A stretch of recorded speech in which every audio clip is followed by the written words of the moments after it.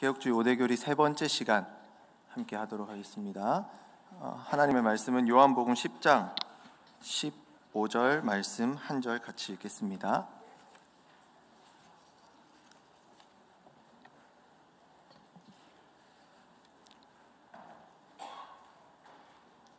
강의 안에도 적혀 있습니다. 기둥 뒤에 앉으신 분들은 앞으로 와주시면 감사하겠습니다. 몇 분 안 계시지만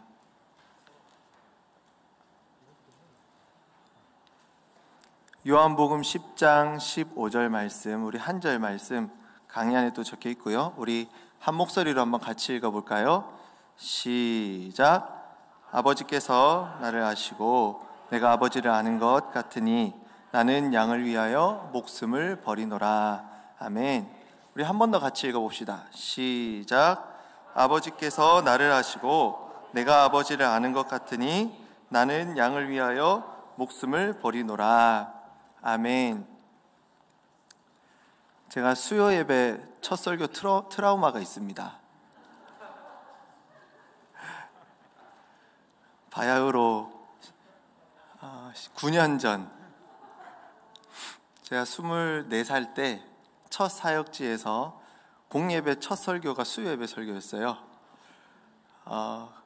굉장히 준비를 많이 하고 열심히 시뮬레이션도 해보고 섰는데 그때 나이도 어렸고 많이 긴장해서인지 12분에 끝낸 기억이 있습니다. 야, 왜 박수 치시죠? 12분에 끝내서 우리 담임 목사님이 또 대단하세요. 아무렇지도 않게 올라오셔서 광고를 10분 하셨던 기억이 있습니다. 이 수요 예배의 트라우마가 저는 오늘 이 얘기를 하면서 웃으면서 하려고 했는데 이게 또 진짜 트라우마로 된 것 같아요. 찬양인도자님 맞죠? 제가 이제 딱 올라와서 은혜 찬양 너무 은혜롭게 하고 콘티를 이제 딱 주거든요. 저도 보고 이어서 찬양 같이 하라고 몰랐는데 2곡이 더 남아 있었어요. 제가 너무 빨리 올라온 거예요. 시간 못 보고. 이 수요 예배 트라우마가, 첫 설교 트라우마가 아직도 이어지는 것만 같습니다. 오늘 기대하시고요. 지금 스타트도 진짜 빠릅니다. 8시도 안 됐습니다. 그래서 오늘은 12분 만에 끝낼 수는 없고, 그죠? 우리 오늘 2월달부터 이제 칼빈주의 5대 교리 혹은 다른 말로 개혁주의 5대 교리에 대해서 살펴보고 있습니다. 우리 리마인드하는, 다시 한 번 더 생각해보는 차원에서 우리 칼빈주의 5대 교리, 개혁주의 5대 교리 5개가 뭔지 한번 따라서 한번 얘기해보면서 암기를 좀 했으면 좋겠어요. 이거를 기억하고 있으면 정말 유익하고 성경을 볼 때도 너무나도 유익합니다. 자, 우리 첫 번째 따라해볼까요? 전적 타락. 두 번째, 무조건적 선택. 세 번째, 제한적 속죄. 네 번째, 불가항력적 은혜. 마지막 5번째, 성도의 견인. 자, 우리 이제 앞에 보시고 저를 보시고 아직 외우긴 좀 빠른가요? 이제 한 번만 다시 해볼게요. 수요 예배 트라우마 때문에 제가 아직 이 기류를 잘 못 읽습니다. 자, 우리 다시 해볼게요. 전적 타락, 무조건적 선택, 제한적 속죄, 불가항력적 은혜, 성도의 견인. 이 5개 중에서 이제 지난주, 지지난주 2주간을 통해서 2개는 이제 아셨죠? 전적 타락, 또 다른 말로 전적 무능. 우리가 구원받기에 아무것도 할 게 없고 할 수도 없기에 전적으로 무능한 존재임을, 우리가 모든 부분에서 타락해서 우리에겐 소망이 없음을, 그래서 찬양처럼 은혜라는 고백을 할 수밖에 없다는 것을 지지난주 첫 번째 전적 타락을 통해서 알 수 있었습니다. 그리고 지난주 무조건적 선택, 우리가 하나님께서 우리를 구원하실 때 어떤 조건이 있어서가 아니라 하나님의 자신의 기뻐하신 뜻대로 하나님의 주권으로 우리 인간의 입장에서 무조건적으로 하나님이 선택해 주셨다. 이제 그랑 비슷한 맥락으로 오늘 세 번째 제목이 뭔가요?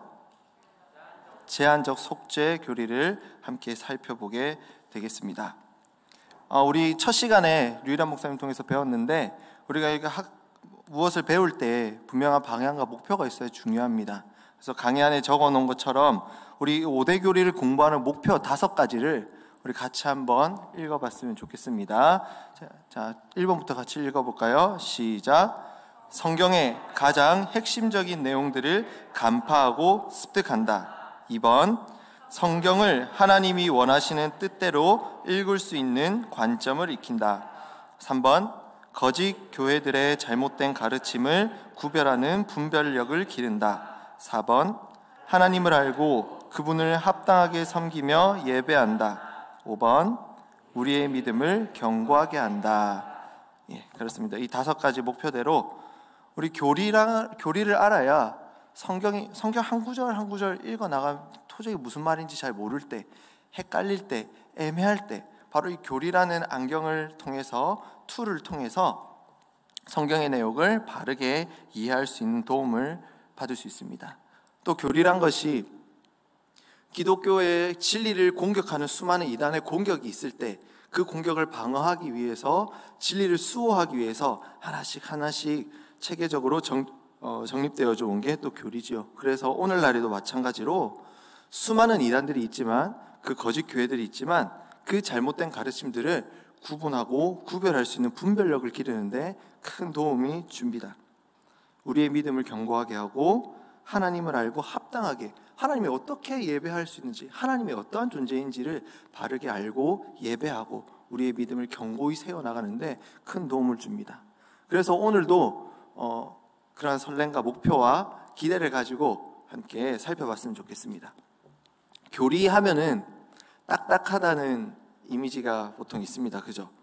하지만 많은 설교자나 강의자들 뭐라 하냐, 저도 그런 말 하고 싶은데, 교리는 딱딱한 것이 아닙니다. 그것에 감격이 있습니다 라고 말하고 강의를 시작하면 굉장히 딱딱합니다, 사실. 그래서 오늘도 그렇게 할 수 있고, 또 저도 수협의 첫 설교 트라우마가 있기 때문에 딱딱할 수가 있지만, 그 내용 가운데 하나님의 그 진리를 알아가면서 진짜 기쁨을 누려봤으면 좋겠습니다. 자, 우리 마음의 문을 열며 이 글을 같이 한번 읽어봤으면 좋겠습니다. 아래 글을 읽고, 만약 당신이 이야기 속 나라의 임금이라면 어떤 판결을 내릴 것인지, 그리고 그 이유는 무엇인지 나눠봅시다 되어 있는데, 지금 나눌 수는 없고 읽고 마음속으로 한번 생각해 봤으면 좋겠습니다. 제가 한번 읽어볼게요. 어떤 나라에 마음이 여리고 착한 농부 가족이 살고 있었습니다. 그런데 착한 농부에게는 매일같이 사고만 일으키는 철없는 아들이 하나 있었습니다.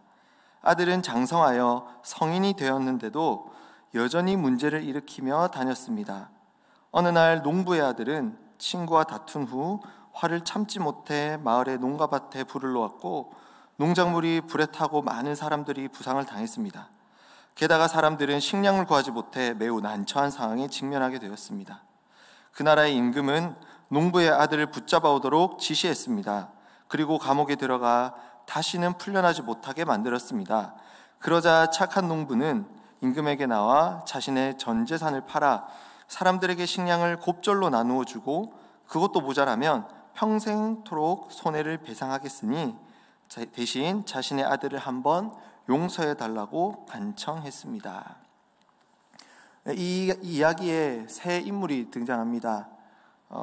철없는 아들, 망나니 아들이 등장하고, 그리고 그 나라의 임금이 등장하고, 그 아들을 사랑하는 아빠, 착한 농부가 등장합니다. 그 망나니 아들이 못쓸 짓을 하고 씻을 수 없는 죄를 지었는데, 여러분들이 임금이라면 어떻게 하시겠습니까? 더 나아가서 이 아들이 막 망나니 짓을 하고 씻을 수 없는 죄를 지은 이 아들이 자기 죄를 용서받기 위해 할 수 있는 일은 무엇이었을까요? 그래, 분위기를 보니 나이 30 먹고도 40 되고도 집에 틀어박혀서 아무것도 할 줄 모르는 그런 백수 아들 같은 느낌인데, 무능력한 아들 느낌인데, 이 아이가 자기 죄를 씻기 위해서 무엇을 할 수 있었을까요? 한번 이 얘기를 마음에 담고 씻을 수 없는 죄, 답이 없는 우리를 은혜로 구원해 주실 하나님의 은혜, 그 교리의 내용들을 오늘도 한번 살펴보았으면 좋겠습니다. 내용 살피기로 넘어가서 첫 번째 같이 한번 1번 읽어봤으면 좋겠습니다. 1번 시작. 제한적 속죄 교리에서 속죄가 의미하는 무엇입니까? 첫 번째는 우리 전적 타락, 두 번째는 무조건적 선택.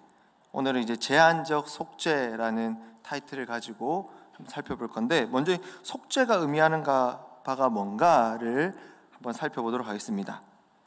먼저 속죄란 것은, 여러분, 하나님은 질문을 하나 할게요. 하나님은 사랑의 하나님이십니까? 공의의 하나님이십니까? 웅성웅성 잘 모르겠어요. 제가 군대에 있을 때, 군대에서 희한하게 군대에서 교파별로 신학생들이 많이 있었어요. 저는 이제 고신 출신, 그 감신 출신이 제 군종 사수였고요. 그리고 성결교단도 있었고, 서울신대 다니는 친구도 있었고, 다양하게 있었어요. 근데 이제 어떤 형이 자기는 공의의 하나님도 믿고 사랑의 하나님도 믿는데, 공의는 사랑의 일부라고 이렇게 하는 거예요. 근데 성경을 읽어보면 명확하게 우리가 받아들이고 믿고 따라야 할 것은 사랑의 하나님 100%, 또 공의도 100%의 하나님이십니다. 하나님은 공의로우신 분인 줄 믿습니다. 이제 분위기상 이제 여기 첫 번째 밑줄 답이 뭔지 아시겠죠? 하나님은 공의의 하나님이에요. 자, 공의의 하나님이란 것은 의롭다는 것은 잘못을 했으면 응당 그 대가를 반드시 치러야 됩니다. 그래서 1번, 하나님은 공의의 하나님이십니다. 그러므로 반드시 죄에 대한 책임을 물으십니다. 책임 혹은 대가를 물으십니다. 그래서 하나님께 불순종한 죄의 대가는 몸과 영혼에 대한 영원한 무엇일까요? 죽음입니다. 그래서 로마서 6장 23절을 보면 이렇게 말씀하지요. 같이 한번 읽어보겠습니다. 죄의 삭은 사망이요 하나님의 은사는 그리스도 예수 우리 주 안에 있는 영생이니라. 죄의 삭은 사망이다, 죽음이다, 영원한 죽음임을 성경은 분명히 얘기합니다. 공의의 하나님이시기 때문에 이제 속죄가 의미하는 바, 이 죄에 대한 대가는 반드시 있어야 된다는 것입니다. 공의의 하나님이기 때문에. 그래서 하나님께서는 자기가 선택한 이스라엘 백성에게 구약시대 때 그 방법을 알려주셨습니다. 그래서 2번입니다. 하나님은 구약 백성들에게 죄를 지은 사람을 대신해서 제물을 드리고 그 제물에 피를 흘리게 함으로써 용서를 받는 속죄 제사를 허락하셨습니다. 레위기에 보면 잘 나타납니다. 5대 제사 중에 소제, 곡식으로 드리는 소제 빼고 번제, 화목제, 속건제, 속제제 모두 동물을 잡아주기 위해서 피를 흘리게 되어 있습니다. 그래서 히브리서 9장 22절 이렇게 말씀하죠. 이것도 같이 읽어봅시다. 시작. 율법을 따라 거의 모든 물건이 피로써 정결하게 되다니 피 흘림이 없은즉 사함이 없느니라. 피 흘림이 없은즉 사함이 없느니라. 오타입니다. 사함이 없느니라. 구약시대 때 하나님께서 주신 방법이 뭡니까? 피의 제사입니다. 피의 제사. 반드시 동물, 이스라엘 백성, 내가 만약에 죄를 지었으면 내가 죽어야 되는데 내 대신에 그 동물을 죽임으로써 내 죄 너가 가져가 하면서 동물에게 죄를 옮기고 전가시켜서 동물이 죽게 하는 거죠. 그리고 매번 내가 잘못했을 때 속죄제 혹은 속건제 이 제사를 드리고 또 1년에 한 번 대속죄일에 이스라엘 모든 사람의 죄를 대신해서 이스라엘 대제사장이 1년에 딱 한 번 거룩한 지성소에 들어가서 이스라엘 모든 백성들 1년치 죄를 하나님 앞에 대속하는 그 속죄일이 있었습니다. 그런데 넘어가서 하나님께서는 자기 백성들을 이제 여기 밑줄 그어져 있는데 영원하고도 완전하게 구원하기 원하셨습니다. 아까 이번에 설명드릴 때 구약의 제사는 내가 잘못할 때마다 동물 죽여야 되고 피 흘려야 되고 또 죄를 지면 또 해야 되고, 대제사장이 멋있게 1년치 죄를 한 방에 처리를 해준다 하더라도 또 죄를 지면 또 다시 1년 뒤에 또 해야 되고, 이게 완전하지가 않은 거예요. 근데 예수님은 자기 백성들을 영원하고도 완전하게 구원하길 원하셨습니다. 그것을 위해서 그들의 모든 죄를 능히 씻고도 남을 만큼 가치 있는 완전한 속죄의 제물이 필요했습니다. 매번 죽여는 그 동물 피 말고 한 번으로 이제 완전히 영원히 이 죄의 문제를 해결할 수 있는 완전한 속죄의 제물이 필요했습니다. 그 속죄 제물이 무엇입니까? 그렇죠. 하나님의 아들이신 예수 그리스도입니다. 하나님께서는 독생자 예수 그리스도를 세상을 위하여 주셨습니다. 속죄의 제물로 주셨습니다. 요한일서 4장 10절 말씀, 정확히 성경에 이렇게 기록되어 있습니다. 같이 한번 읽어보겠습니다.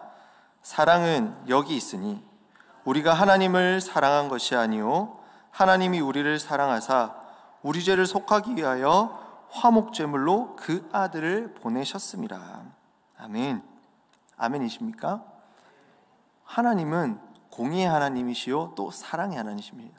그 백성을 너무 사랑하셔서 하나님께서는 자기 백성을 매번 불안정한 구원에 불안하도록 내버려 두시기 원하지 않으셨고, 하나님은 완전한 구원, 그것을 꿈꾸었고 계획하셨고 작정하셨고 예정하셨습니다. 계획하셨습니다.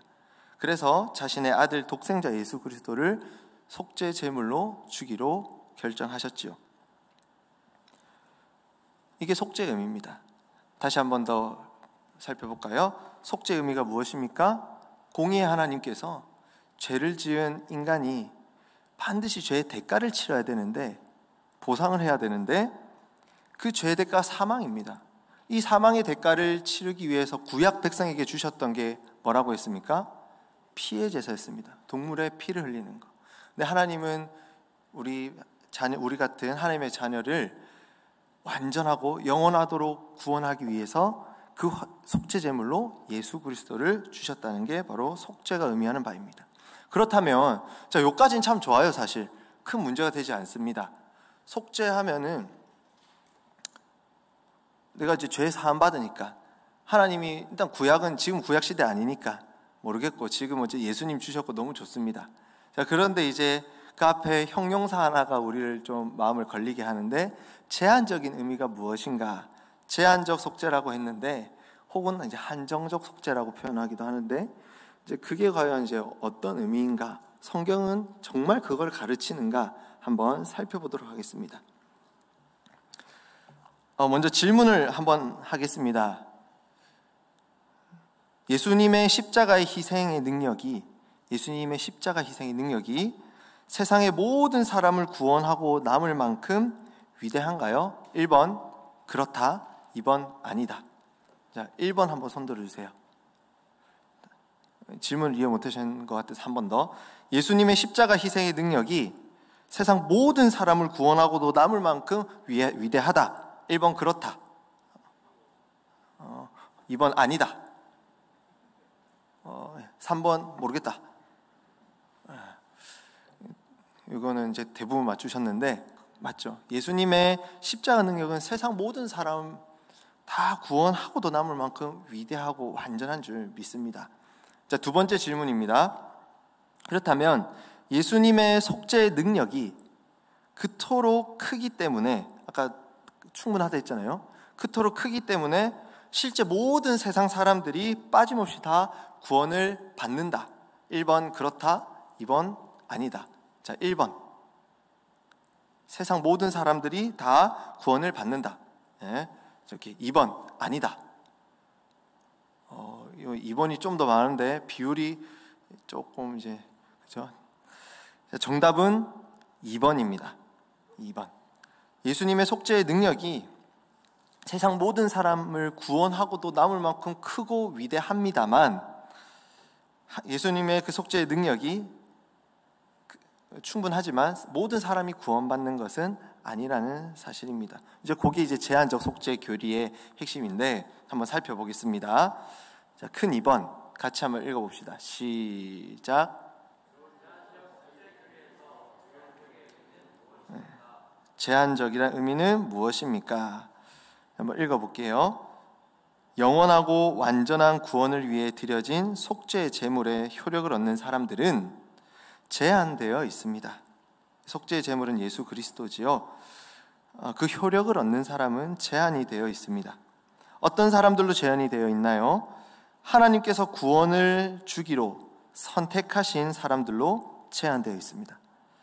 예수 그리스도의 사역은 하나님의 작정 가운데서 구원받은 자들과 함께 예정되었습니다. 따라서 예수님은 하나님 아버지의 작정 안에서 그분에게 주시기로 선택된 사람들을 위해 세상에 오셨고, 특정하게 제한된 일부의 사람들을 위해서만 십자가를 지신 것입니다. 자, 이제 마음이 좀 불편해질 수도 있는데 이제 조금만 참으시고 끝까지 한번 가봅시다. 가로 열고 이제 마태복음 1장 12절 21절 돼 있죠. 예수님이 태어나실 때 이름을 예수라 하라 그러면서 그 뜻이 이는 자기 백성을 그들의 죄에서 구원할 자이심이라 했습니다.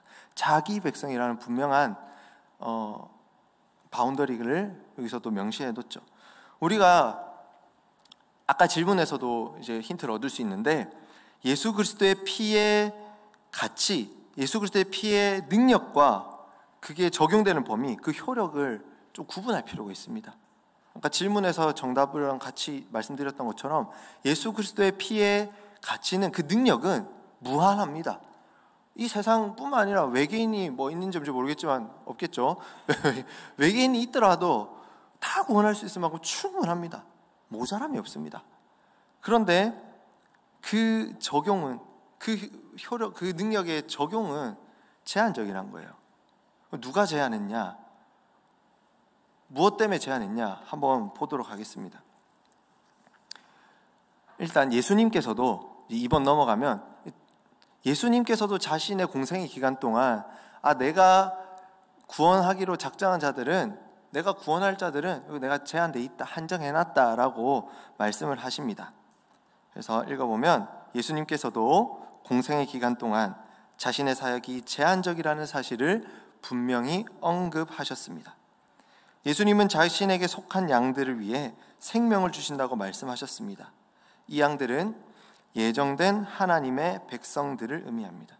이 양들, 하나님께 속한 양들은 예정된 하나님의 백성들입니다. 예정된 하나님의 백성. 그래서 아까 읽었던 본문 요한복음 10장 15절, 그 앞에 14절부터 같이 한번 읽어보겠습니다. 시작. 나는 선한 목자라. 나는 내 양을 알고 양을 아는 것이 아버지께서 나를 아시고 내가 아버지를 아는 것 같으니 나는 양을 위하여 목숨을 버리노라. 아멘. 하나님께 속한 양들은 분명히 주님이 아시고, 그 양들도 목자의 음성을 알고 그 구원의 은혜의 바운더리에 속하지만 아닌 자들도 분명히 있다고 말씀하십니다. 이것은 지난주에 배웠던 무조건적 선택 교리랑도 맥락이 이어지는데, 하나님께서 구원의 계획을 작정하시고 계획하시고 예정하실 때 구원하기로 예정된 자들이 있고 안 하기로 유기된 자들이 있다 했잖아요. 그래서 이중 예정이라고 설명을 하시지 않습니까? 그거랑 이제 같은 맥락이라고 할 수 있습니다. 하나님께 속한 양들이 분명하게 있다라는 것이죠. 그래서 3번, 작은 가로 3번 넘어가 보면 예수님은 누구든지 내게로 오라고 말씀을 하십니다.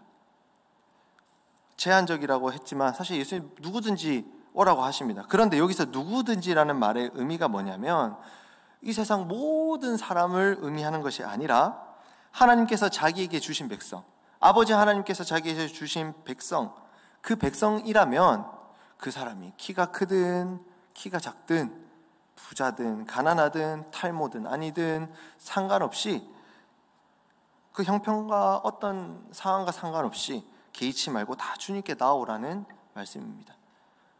그래서 하나님께서 이제 성경에 말하는 제한 속죄 교리에서 이게 제한이란 말은, 한정됐다 이 말은 하나님께서 정하신, 선택하신, 구원하기로 하신 백성들이 분명히 있다라는 사실을 가르쳐 줍니다. 그래서 예수 그리스도를 통한 하나님의 그 구원 계획은요, 사실 낭비가 없습니다. 우리가 이제 제한됐다, 뭔가 한정됐다 이렇게 하니까 어떤 느낌을 많이 받냐면, 참 이것도 우리가 죄인이라서 그렇게 느끼는 것 같긴 해요. 하나님이 이제 앞으로 또 의문점에 살펴볼 내용이지만, 하나님의 능력이 좀 모자란가? 제한됐다? 하나님 능력이 모자란가? 하나님 좀 쪼잔하신가? 이런 이미지를, 느낌을 좀 가질 수도 있습니다만은, 제한적이라는 이 말을 또 다르게 표현하면 분명하다고 표현해도 좋을 것 같습니다. 하나님의 구원 계획은 분명합니다. 하나님의 구원 계획은 확실합니다. 하나님이 자신이 기뻐하시는 뜻에 따라서, 하나님의 주권에 따라서, 주권대로 하나님이 선택하시기로 한 그 자녀들은 분명히 구원받고 분명히 그 구원의 기쁨을 누릴 수 있다는 사실입니다. 그게 제한적 속죄 교리입니다. 자, 그러면 이제 사실 궁금증도 많이 생기고, 이제 가정을 한번 해봅시다. 큰 3번 같이 읽어볼까요? 시작. 제한적이지 않을 때 생겨나는 문제는 무엇입니까? 자, 우리 제한적 속죄 무슨 의미를 했습니까? 하나님이 구원하시기로 한 그 백성들이 정해져 있다는 거죠. 요만큼 하나님의 양, 그 목자이신 우리 주님의 울타리 안에 있는 양이 요만큼 있고, 그 바깥에 이 울타리 안에 못 있는 양도 많이 있다는 거죠. 자, 그러면 만약에 이 울타리가 없다 하면, 제한적이지 않다 하면 무슨 문제가 생길까요? 지금은 8시 22분입니다. 벌써 3번인데 이 문제는 또 어떻게 해야 되나? 자, 이제 수요 예배 첫 설교 트라우마가 다시 스멀스멀 한번 보겠습니다. 자, 여러분들 좋으시죠?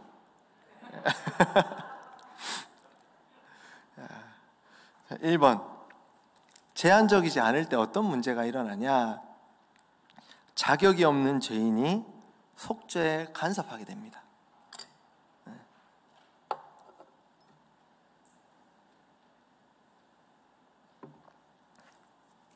모두 사랑한다며, 제한이 없는데, 모두 구원한다며. 근데 보세요, 복음을 전하고 전도를 해보고 주변을 보면 구원받지 못한 사람은 분명히 있습니다.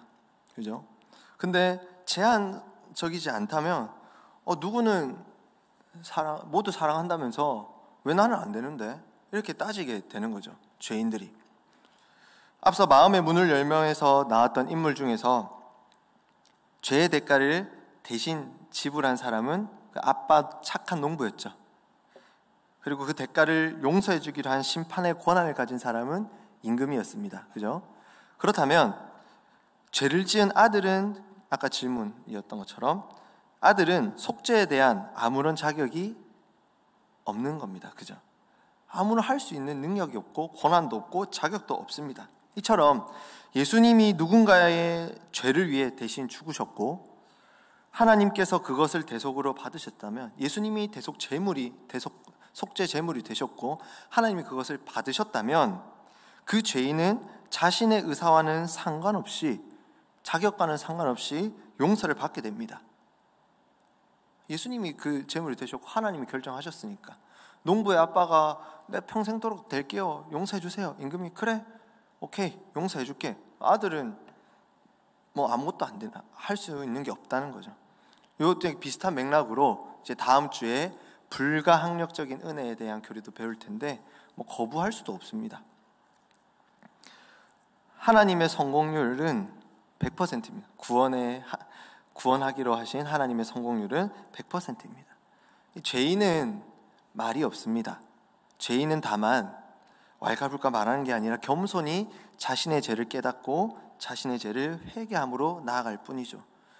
죄인이기에 이 속죄에 있어서 간섭을 할 수 없습니다. 근데 하나님이 제한이 없다면 이상하잖아요. 그죠? 그리고 또 하나, 하나님의 전능하심이 전능하다 했는데 왜 구원이 안 되는 사람이 있는 거죠? 이렇게 따질 수도 있게 되는 심각한 오류들이 발생하게 됩니다. 두 번째, 제한적이지 않을 때 생겨나는 문제 두 번째, 같이 읽어볼까요? 예수님의 죽으심이 헛되며 하나님의 공의가 깨어집니다. 하나님의 공의가 깨어집니다.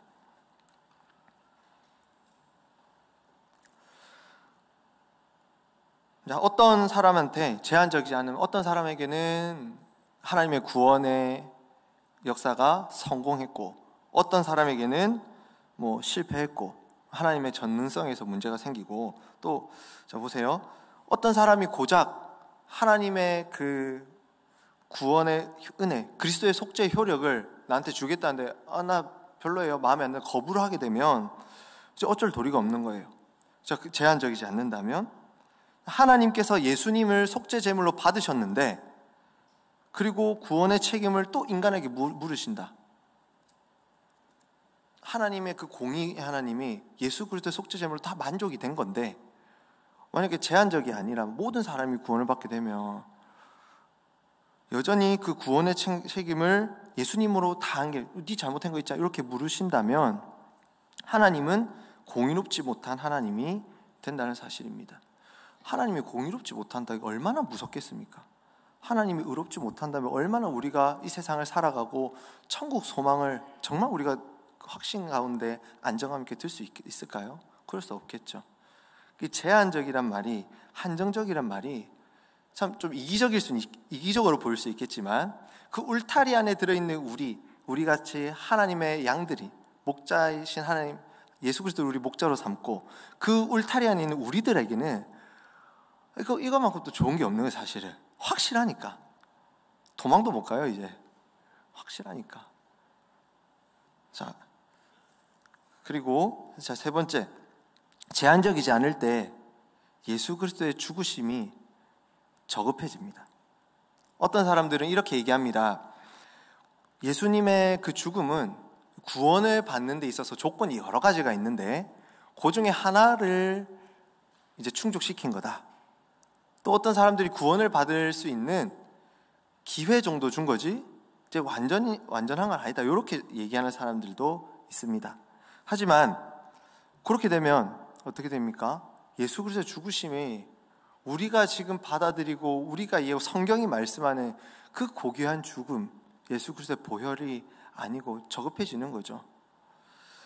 구원의 조건을 완전히 충족시킨 그 사건이 바로 예수 그리스도의 십자가 사건인 줄 믿습니다. 단순히 여러 가지 구원의 조건 중 하나가 아니라 11조, 주일 성수, 여러 가지 조건을 다 해야 되는 게 아니라 오직 구원은 예수 그리스도의 보혈의 공로로만 이루어지는 줄 믿습니다. 완전한 줄 믿습니다. 단순히 구원의 기회 정도 주는 게 아니에요. 적극적으로 주님은 우리를 구원하시고 원하세요. 자, 나 죽었대, 이제 믿을 사람 믿고 말 사람 말아라 가 아니라, 예수님은 적극적으로 정말 열심히 최선을 다해서, 이 표현이 좀 웃기긴 하지만 주님한테 우리를 구원하시기 원하세요. 충분히 하나님의 그 구원을 만족시키셨다는 사실입니다. 자, 제한적 속죄 교리가 제한적이 아닐 때 우리가 믿는 하나님의 그 능력, 전능하신 예수 그리스도의 그 십자가의 보혈의 고귀함, 이런 것들이 다 엄청 다운그레이드 돼버립니다. 엄청 저급해져 버립니다. 그래서 이 교리가 얼마나 소중한지, 얼마나 귀중한지 우리는 알 수 있습니다. 우리 한 번 더, 지금 시간이 얼마 안 지났기 때문에 처음부터 우리 한 번 좀 다시 보겠습니다. 물론 일단 의문 좀 살피기 위해서 할 얘기가 많긴 해요. 그래도 한 번 더. 자, 제한적 속죄의 교리가 뭐냐? 제한적 속죄는 죄에 대한 대가를 치러야 된다는 거죠. 그 방편으로 구약에서 하나님이 뭘 주셨다고요? 피해 제사를, 동물을 죽이는 피해 제사. 이것은 예수 그리스도께서 우리를 위해서 십자가에 죽으신 그 하나님의 계획에 대한 모형이지요. 결국 하나님께서는 우리를 사랑하시기에 완전히, 온전히, 영원토록 구원을 효력을 주시기 위해서 구원하시려고 예수님을 보내주셨습니다. 할렐루야. 근데 그 구원의 능력은 무한하지만 하나님 맘대로, 하나님의 기쁘신 뜻대로, 그 주권으로 자신의 백성들을 분명하게 정해 주셨다. 제한적으로 분명하게 확실하게 정해 주셨다. 여러분들은 그 울타리 안에 들어있는 하나님의 백성인 줄 확신하십니까? 그 안정감 가운데 살아가십니까? 이 교리를 이제 단어만 보면 제한적, 하나님 능력이 좀 제한적인가? 한정됐나? 구원받은 저 사람들은, 구원받지 못한 저 밖의 사람들은 불쌍해서 어떡하지? 뭐 이런 마음들이 드는 걸 떠나서 이 교리에 대한 지식을 알고 하나님의 말씀을 통해서, 은혜를 통해서 이 교리가, 하나님의 말씀이, 성경의 가르침이 나에게 정말 적용된다고 확신이 들고 느껴지면, 깨달아지면 그만큼 짜릿한 게 없어요. 그래서 우리 옛날에 우리 교회 장로님들 기도하실 때, 거룩하신 하나님 아버지, 만세 전부터 우리를 택하셔서 영원 전부터 우리를 자녀 삼으시기로 그 제한 속죄의 울타리 속에 우리를 데리고 들어와 주셔서 얼마나 감사한지, 그 기도가, 그 고백이 나올 수밖에 없는 것입니다. 자, 이제 넘어가서 이제 의문점 살피기. 어떡합니까? 벌써 6개나 됩니다. 이런 고민들이 굉장히 사실 중요합니다. 그래서 베드로후서 3장인가요? 정확히 지금 기억이 안 나는데, 믿지 않는 자들과 대화할 때 너희가 무슨 말을 할지 언제나 준비하라고 하셨거든요. 그래서 그들의 생각으로도 이런 고민들을 같이 한번 해볼 필요가 있습니다. 실제로 궁금한 것들이 많죠. 자, 1번 의문점 살피기. 1번 첫 번째 질문 같이 읽어봅시다. 시작.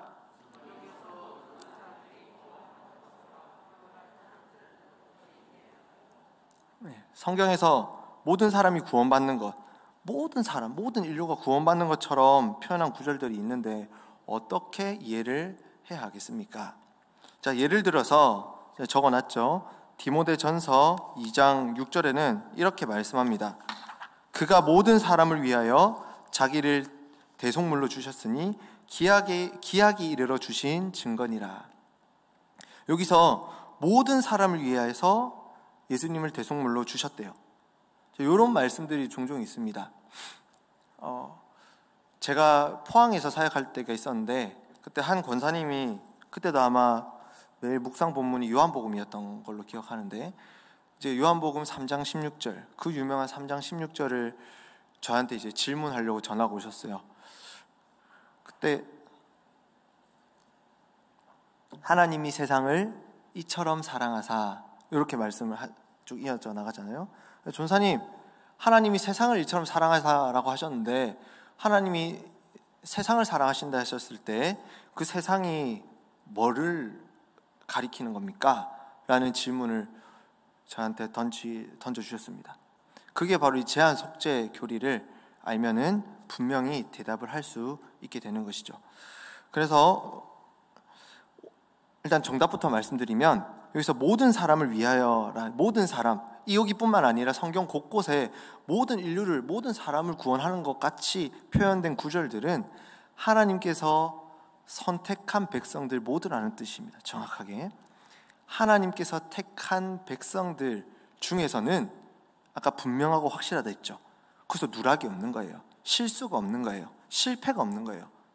분명히 정확히 하나님이 택한 백성들은 반드시 모두 다 구원하신다라는 말씀입니다. 그리고 우리가 또 성경을 볼 때 이게 적힌 디모데전서 2장 6절도 그렇고, 우리는 그 앞뒤 문맥을 통해 봐야 합니다. 아주 간단한 예로는 시편 14편 6절인가 보면 신이 없다, 하나님이 없다라는 말씀이 나옵니다. 근데 그것만 보고 어떤 사람이, 봐라, 성경에 하나님이 없다는 말을 찾았다. 하나님이 없단다. 하나님이 어딨냐? 이건 진짜 바본 거죠. 바로 앞에 뭐라고 되어 있냐면, 어리석은 사람들에게는 하나님 없다 이렇게 되어 있거든요. 딱 떼서 보면 안 되는 거예요. 이 말씀도 그런 거예요. 대표적으로 또 그런 것도 있죠. 빌립보서 4장 13절 말씀 많이 들어보셨죠? 내게 능력 주시는 자 안에서 내가 모든 것을 할 수 있느니라. 이 말씀에 대한 저의 또 중학생 때 추억이 있습니다. 제가 중학교 2학년 때 정말 사랑으로 품어주시는 제 담임 선생님이 계셨는데, 교회 담임 선생님이, 주일날 제가 몸이 너무 아팠어요. 몸살이 났지만 또 모태신앙이고 죽어도 교회에서 죽어야 된다는 이런 것 때문에 갔어요. 너무 아파서 예배를 못 드려서 잠깐 뒤로 나와서 그 선생님이 기도를 해주셨어요. 그리고 내게 능력 주시는 자에서 모든 것을 할 수 있느니라, 이 말씀 믿고 하면 된대요. 물론 주님 다 하실 수 있죠, 그죠? 제 어린 마음에 참 중이다운 질문을 했어요. 그 아픈데도 선생님, 그러면 내가 빵이 되고 싶으면 빵이 될 수 있어요? 물론 참 중학교 2학년다운 질문이죠. 그 선생님의 놀라운 답변, 될 수 있대요. 믿음이 장난이 아니십니다. 물론 참 지금 좋은 권사님이 되셔가지고 참 존경하는 분이지만, 근데 그것도 사실 문맥 가운데 무슨 뜻입니까?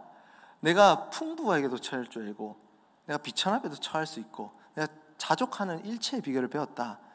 내게 능력 주시는 자 안에서 나는 어떤 상황에서든 나는 자족하며 살 수 있다, 이 말씀 아니겠습니까? 문맥 가운데 알아야 되는 거예요. 그래서 여기 디모데전서 2장 6절도 이 모든 사람을 위하여 자기를 대속물로 주셨다, 이 말씀은 이제 위에 얘기를 보면 어떤 내용이냐면, 바울이 높은 지위에 있는 사람들을 위해서 기도할 곳을 요구하는 문맥 가운데 주어진 말씀입니다. 당시에 이제 신분 높은 사람들은 악한 존재로 여겼기 때문에 구원을 얻지 못한다, 이렇게 생각하는 경우가 있었다고 합니다. 그래서 이 말씀은 특별히 높은 지위를 가진 사람 포함해서 신분과 지위를 막론하고 하나님은 차별 없이 모든 사람이 구원받기 원한다고 대답하고 계시는 것입니다. 그 말씀입니다. 그래서 다른 성경에서도 모든 사람을 구원한다, 모든 사람이 구원받는다는 것은 하나님이 구원하신 백성들 모두가 구원받고 그 구원에 실수와 실패가 없다, 분명하다라는 말씀입니다. 자, 넘어가겠습니다. 2번, 두 번째 의문점입니다. 같이 읽어볼까요? 예수님께서 속죄하신 사람들이 정해져 있는데 예수님은 왜 모든 사람에게 복음을 전하라 하셨나요? 정해놨는데 하나님이, 그죠? 우리가 굳이 복음 전할 필요가 있습니까? 전도할 필요가 있습니까? 우리 지난 시간에 또 의문점 살피기 위해서도 거의 같은 맥락의 질문이었는데, 고린도전서 1장 12절에 전도에 미련한 것으로 믿는 자들을 구원하시기를 기뻐하셨다. 하나님은 전도의 방법을, 하나님이 택하신 방법이 전도의 방법이라는 겁니다. 우리를 통해서 그렇게 일하시길 원하신다는 사실입니다. 하나님의 방법이기 때문이고, 또 하나는 여러분들에게 질문하겠습니다. 우리가 관계하는 여러 사람들 중에서 하나님의 택함 받은 자, 그 우리의 제한 속죄, 그 울타리 안에 들어있는 사람이 누군지 구별할 수 있는 사람, 구별할 수 있으신 분 좀 알려주세요. 제가 이제 캠퍼스 사역을 이제 시작하게 됩니다. 그러면 이제 전도도 나갈 건데, 뭐 어찌할지 모르겠지만 일단 박치기를 해볼 건데, 이게 분별을 할 수 있어서 너무 좋겠어요. 길 가다가 이제 하나님 택한 사람 달려가가지고 예수님 믿자, 이런 100%죠, 그죠? 내가 전도했을 때 안 돼도 언젠간 될 확신이 있으니까 할 만 날 거 아닙니까? 근데 모르는 거예요. 우리는 모르기 때문에 우리는 해야 합니다. 그래서 이거는 또 이제 제 또 알바의 경험에서 또 알바를 하다가 이 전도와 복음의 이 비밀을 알게 됐는데, 좀 부끄럽지만 제가 대학생 때 여름방학 때 바퀴벌레 약을 파는 알바를 해봤습니다.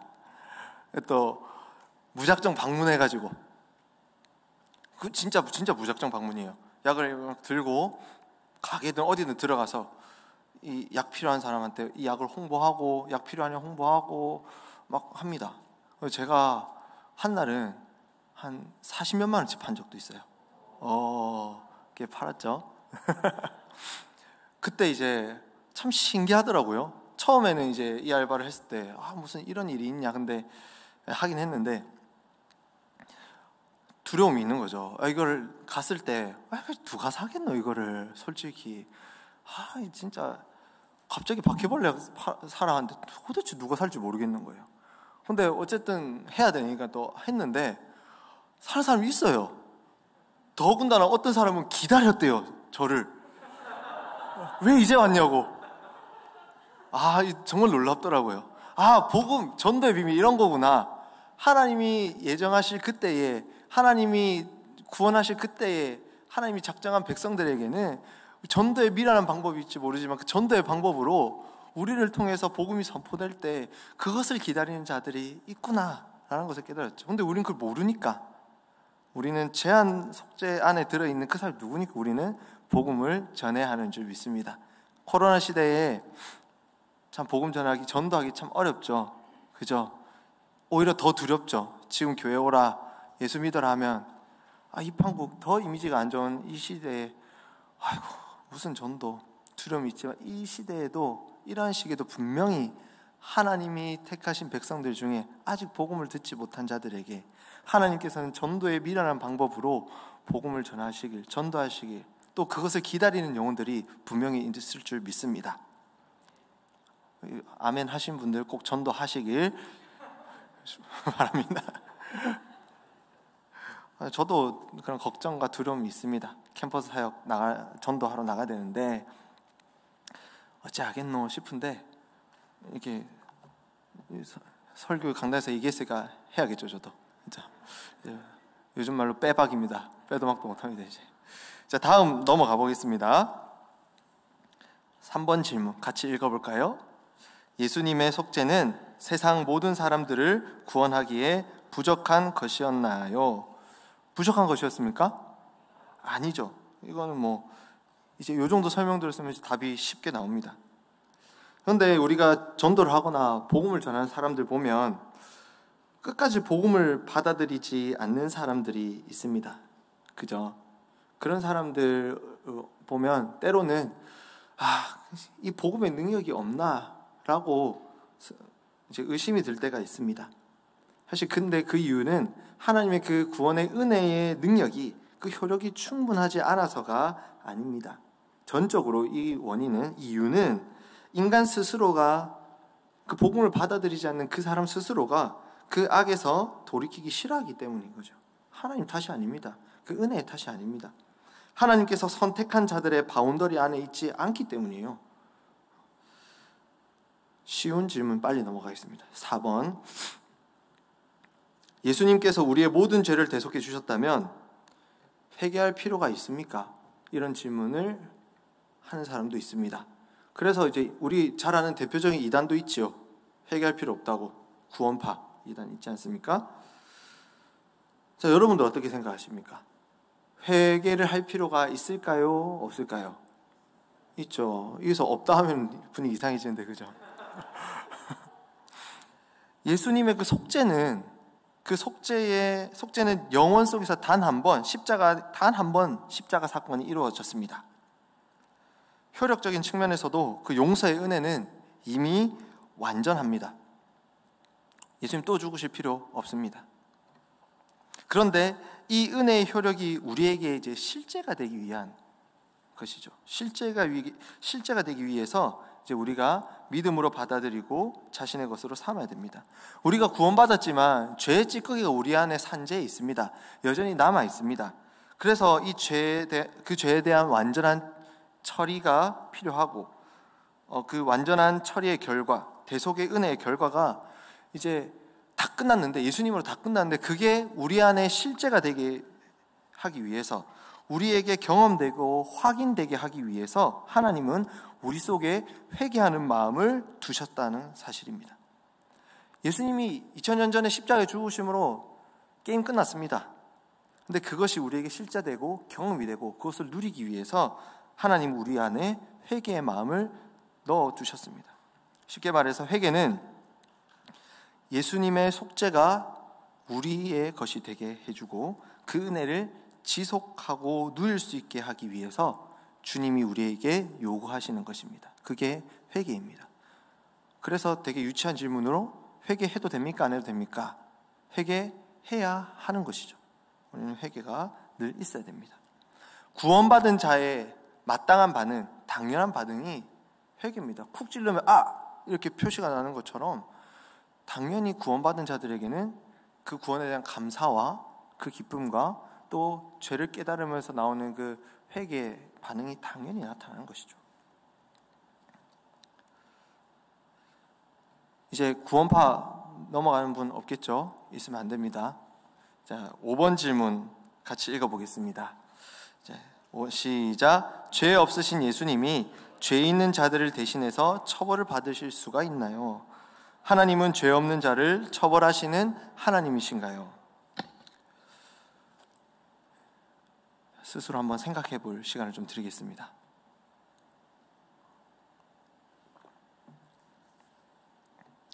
죄 없으신 예수님이 어떻게 죄 있는 자들을 대신해서 처벌을 받으실 수가 있나요? 하나님은 죄 없는 자를 처벌하시는 하나님이신가요? 예수님이 죄가 없으시죠? 믿으십니까? 그러면 죄 없으신 예수님을 하나님이 십자가에서 내버려 두셨잖아요. 그러면 하나님의 공의가 이 부분에서는 공의롭지 못한 하나님이 된 걸까요? 자, 예수님은 분명히 죄가 없으십니다. 우리가 믿는다고 했죠.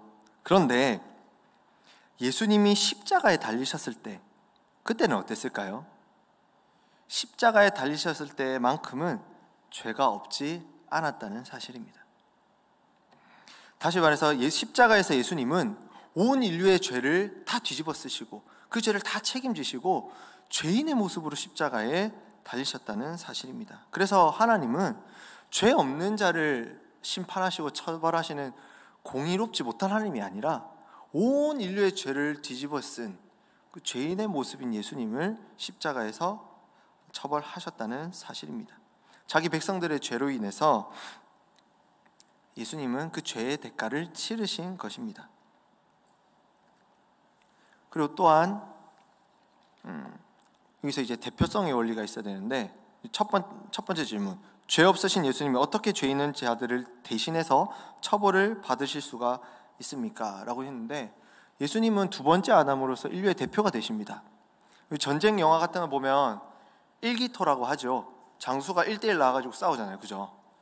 1대1 싸우면 그 장수 한 명이 이기면 한 사람 내가 무찔렀는데 그 모든 군대를 대표하는 사람이기 때문에 전쟁을 승리하게 되는 겁니다. 그 대표성의 원리처럼 예수님이 모든 인류를 대신해서 이제 그 십자가의 형벌을 받으셨습니다. 근데 이게 5번의 첫 번째 질문 있잖아요. 죄 없으신 예수님이 어떻게 죄 있는 자들을 대신해서 처벌을 받으실 수가 있냐라는 이 질문이 사실은 되게 말도 안 되는 질문입니다. 죄 없으신, 죄가 있는 사람이 똑같은 죄인은 어떻게 대신해서 죄를 감당할 수 있겠어요? 그죠? 사기꾼이 어떻게 뭘 믿고 다른 사기꾼이 그 사람 대신 변호를 할 수 있겠습니까? 예수님이 죄가 없다는 사실, 죄가 없는 완전히 죄가 없으신 분이라는 사실을, 그건 당연히 그런 예수님만이 하나님의 공의를 충족시킬 수 있는 겁니다. 하지만 아까 말씀드렸다시피 십자가에서만큼은, 십자가의 형벌을 받으실 때만큼은 온 인류의 죄를 대신 지신 그 죄인의 모습으로 하나님의 심판을 받게 됐다는 것입니다.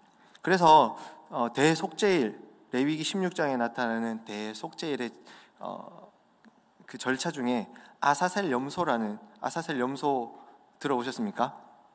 염소 2마리 잡아가지고 한 마리는 죽여가지고 그 피를 뿌리고 한 마리는 죽이지 않고 그 이마에 손을 딱 얹어가지고 이스라엘 모든 죄를 그 염소한테 전가시키고 그 다음에 광야로 내몰죠. 안 죽을 것 같으니까 낭떠러지로 떨어뜨려 죽게 합니다. 그 아사셀 염소, 죄를 다, 이스라엘 모든 죄를 짊어진 이 염소처럼 예수님은 십자가에서 그렇게 온 인류의 죄를 짊어지신 분이 되셨다는 사실입니다. 자, 5번 질문도 클리어 되었습니다. 그죠? 이제 마지막 6번 질문 같이 한번 읽어볼까요? 시작. 예수님께서 어떤 특정한 사람들만 위해 죽으셨다면 그 외의 사람들은 예수님을 갈망해도 소용이 없지 않나요? 예수님이 어떤 특정한 사람들, 제한속죄, 요 안에 사람들만 위해서 죽으셨다면 그 밖의 사람들은 아무리 예수님을 찾아도 소용이 없는 겁니까? 소용이 없나요? 자, 요 질문은 딱 잘라 말씀드려서 이런 겁니다. 이런 불평, 약간 좀 꼬롬한 질문이에요. 속된 말로 꼬롬한 질문입니다. 이렇게 불평하면서 질문하는 사람들은 사실 정확하게 예수님께 나아오려는 갈망이 없는 사람들의 그런 따지는 거죠. 우리 요한복음 묵상하고 있죠. 바리새인들이 예수님 계속 따지지 않습니까? 아버지가 증인이라면서 아버지 데리고 와봐라. 니는 도대체 누군데? 도대체 이렇게 막 예수님께 뭔가 알려고 하는 것 같지만 따지는 거잖아요. 딱 그런 질문입니다. 이게 정말 예수님이 적당히 믿으면 믿고 말라면 말라는 식으로 그렇게 하시지 않으셨죠. 예수님은 아까 말씀드렸던 것처럼 매우 적극적으로 매우 열심히 우리 구원을 위해서 구원을 하시기를 원하십니다. 그래서 예수님은 우리를 구원하시기 위해 죽으셨다는 그 의미는 구원하시기로 한 백성들에게 그 주님을 향한 갈망도 주셨다는 거예요. 주님을 향한 그 갈망이 없는 자들은 구원받지 못한 자들입니다. 그래서 이 질문처럼 하나님이 택한 사람들 말고 예수님을 갈망해도 소용이 없는 거 아닙니까? 이 질문은 말이 안 되는 질문입니다. 꼬롬한 질문입니다. 예수님을 향한 갈망이 있는 사람들은, 진짜 갈망이 있는 사람들은 하나님께서 구원한 자들인 줄 믿습니다. 그 갈망을 주님이 주신 거예요. 그래서 우리 요한복음 6장 37절 어떻게 말씀하고 있냐?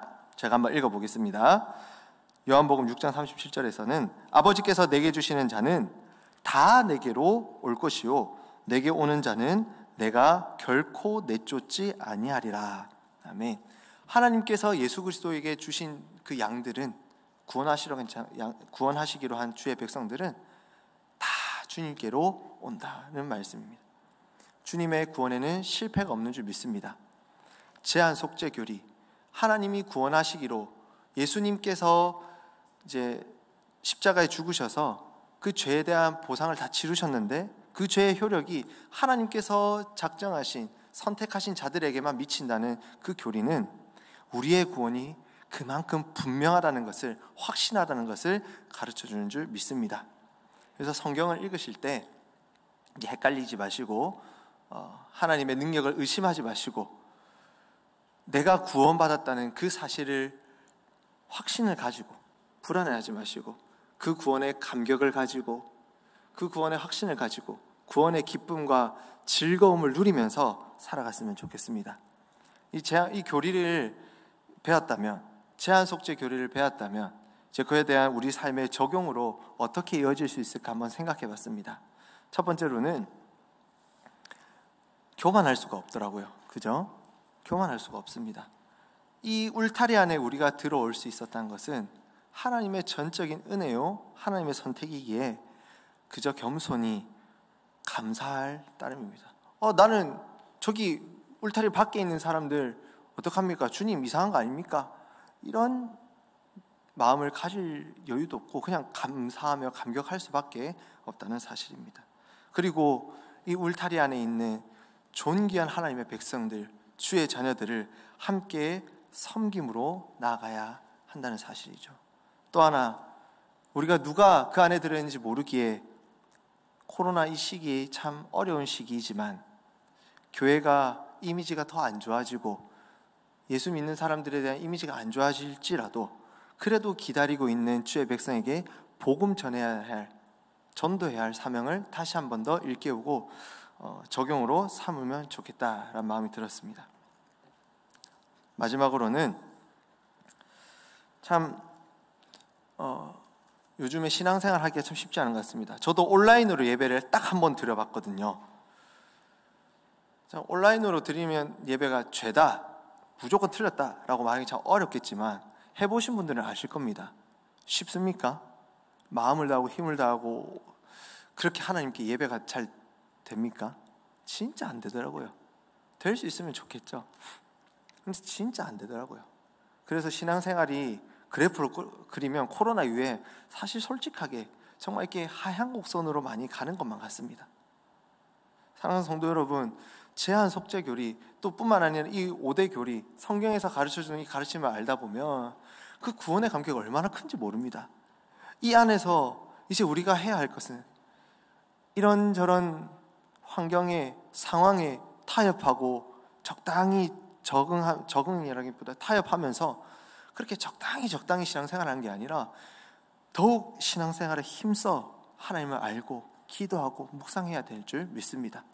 하나님의 이 가르침을 알면 알수록 정말 그런 것 같아요. 하나님을 알면 알수록 그 하나님을 더 사랑할 수 있게 되고 그 신앙생활을 더 풍성히 누릴 수 있게 되고 나의 신앙생활의 열심은 점점 커져갈 수밖에 없는 것 같습니다. 사랑하는 성도 여러분, 오늘도 비교적 또 딱딱한 교리, 또 수협의 첫 번째 설교 트라우마를 가진 저와 함께 또 이 제한 속죄 교리를 살펴보신다고 고생하셨는데, 어쨌든 결론은 이 자리에 기도하고 또 나가서 우리가 살아가는 우리 삶의 현장에서는 우리가 구원받은 주의 백성이 되었으니 제한 속죄 그 울타리 안에 들어가고 구원이 확실한 하나님 나라의 그 소망이 확실한 주의 백성이 되었으니 이제 우리 삶의 현장에서 주의 말씀 따라서 더 힘써 복음 전하고 더 힘써 주님을 알고 그 사랑을 누리며 살아가는 우리 주의 백성이 됐으면 좋겠습니다.